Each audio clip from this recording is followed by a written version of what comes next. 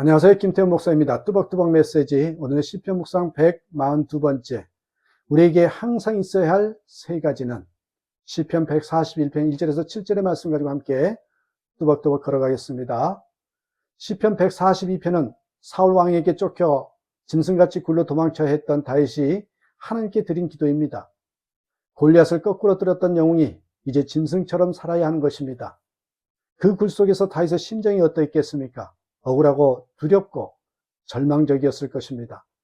다윗은 그 심정을 영혼이 연약해졌다, 영혼이 연약해졌다고 표현했습니다. 3절, 내 영혼이 연약할 때에 주님은 내 갈 길을 아십니다. 사람들은 나를 잡으려고 내가 가는 길에 덫을 놓았습니다.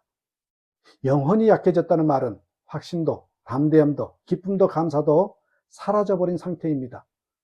다윗은 하나님은 살아계시고 자신을 떠나지 않으셨다고 그 사실을 알았어요. 3절, 주님은 내 길을 아십니다 했잖아요. 그럼에도 다윗의 마음은 평안도 기쁨도 감사도 없었습니다. 왜요? 영혼이 약해진 것입니다. 여러분도 그럴 때가 있지 않습니까? 하나님이 살아계시고 자신을 사랑하심을 압니다. 그렇다고 평안하고 기쁘고 담대한 것은 아닙니다. 영혼이 연약해진 것입니다. 다윗은 그럴 만한 충분한 이유가 있었습니다. 그의 주위에 그를 도울 자, 위로자 한 사람이 없었습니다. 4절, 아무리 둘러봐도 나를 도울 사람이 없고 내가 피할 곳이 없고 나를 지켜줄 사람이 없습니다. 다윗에게도 가족이나 친척이 있고 친구도 있지만 다윗 스스로 그들을 피해야 했습니다. 왜냐하면 누가 다윗을 만난다는 소문만 나도 사울 왕이 그들을 죽였기 때문에. 그러니 다윗은 주님만 바라볼 수밖에 없었습니다. 5절, 주님, 내가 주님께 부르짖습니다. 주님은 나의 피난처, 사람 사는 세상에서 내가 받은 분깃은 주님뿐이라고 했습니다.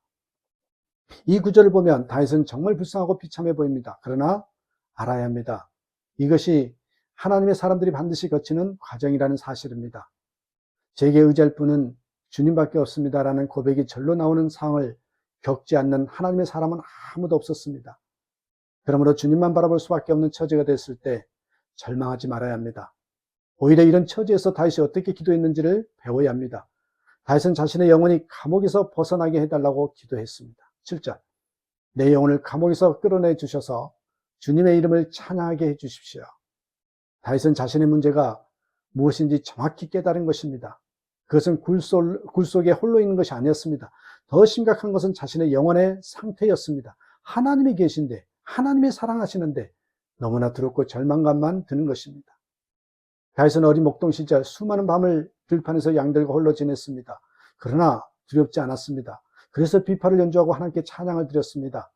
골리앗 앞에 섰을 때도 다윗은 두렵지 않았습니다. 그런데 지금은 두렵고 슬프고 탄심만 나옵니다.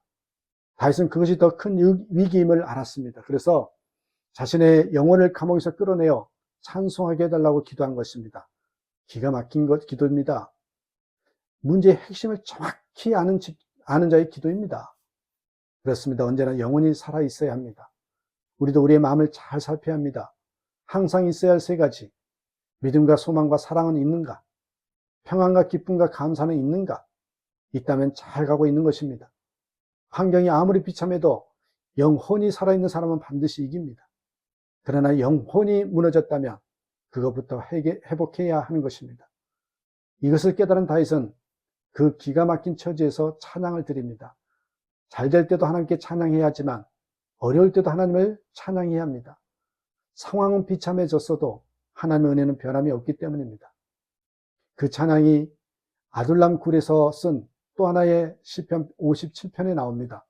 거기서도 다윗은 애통함으로 시편을 시작하죠. 1절, 참으로 하나님 나를 불쌍히 여겨주십시오. 불쌍히 여겨주십시오. 내 영혼이 주님께로 피합니다. 이 재난이 지나가기까지 내가 주님의 날개 그늘 아래로 피합니다. 2절, 가장 높으신 하나님께 내가 부르짖습니다. 나를 위하여 복수해 주시는 하나님께 내가 부르짖습니다. 하늘에서 주님의 사랑과 진실을 보내시어 나를 구원하여 주십시오. 나를 괴롭히는 자들을 꾸짖어 주십시오. 그렇게 울고 불면서 기도하던 다윗의 기도가 갑자기 바뀌죠. 찬양이 시작했습니다. 7절, 하나님, 나는 내 마음을 정했습니다. 나는 내 마음을 확실히 정했습니다. 내가 가락에 맞춰 노래를 부르겠습니다. 내 영혼아 깨어라. 검은 거야 수금아 깨어나라. 내가 새벽을 깨우련다. 다윗은 절망적인 상황에서 찬양함으로 그 영혼이 살아났습니다. 그리고는 담대한 예언이 터져 나오죠. 7절 주님께서 내게 넘치는 은혜를 베푸시니 의인들이 나를 감싸줄 것입니다. 정말 놀라운 예언이 아닐 수 없습니다. 다윗이 아둘람 굴로 피신하였을 때 혼자였습니다. 아니 혼자여야 했습니다. 그런데 거짓말같이 다윗에게 사람들이 모여들죠. 사무엘상 22장 1절 2절에 그러므로 다윗이 그것을 떠나 아둘람 굴에 도망하며 그의 형제와 아버지의 온 집이 듣고 그리로 내려가서 그에게 이르렀고 환난당한 모든 자와 빚진 모든 자와 마음이 온통한 자가 다 그에게로 모였고 그는 그들의 우두머리가 되었는데 그와 함께한 자가 400명가량이었더라. 다윗에게 몰려온 사람들은 사울의 통치 밑에서 다윗처럼 환난당한 자들, 빚진 자들, 마음이 온통한 자들이었습니다. 숫자가 무려 400명이나 되었습니다. 그만큼 그 시대가 암울했던 것입니다. 그들은 시험을 보고 뽑힌 선발 집단이 아니었습니다. 그런데 이들이 훗날 다윗 휘하의 장수가 되어서 다윗 왕궁을 떠받치는 기둥들이 됐지요. 한 번은 다윗이 베들레헴 근처에서 블레셋 군대와 전투를 하던 중에 물이 떨어져 다윗조차 마실 물이 없었습니다. 그래서 탄식처럼 베들레헴 성문곁 우물을 누가 나로 마시게 할까 했는데 그 말을 들은 장수 3명이 목숨을 걸고 블레셋 진영을 통과해서 물을 떠가지고 왔습니다. 다윗이 그 물을 받아들고 도저히 마실 수 없었습니다. 부하 장수들의 피와 땀이었기에 여호와의 제단 앞에 부어버린 거죠. 무엇이 이들을 이렇게 끈끈한 관계를 맺게 했을까요? 아들람 굴이었습니다. 아들람 굴은 다윗에게 비참한 것이 아니라 축복의 장소였던 것입니다. 여기에 참 놀라운 메시지가 있습니다. 하나님께서는 때때로 고난을 놀랍게 사용하신다는 것입니다. 힘들어도 고난 당해야 할 때가 있다는 것입니다.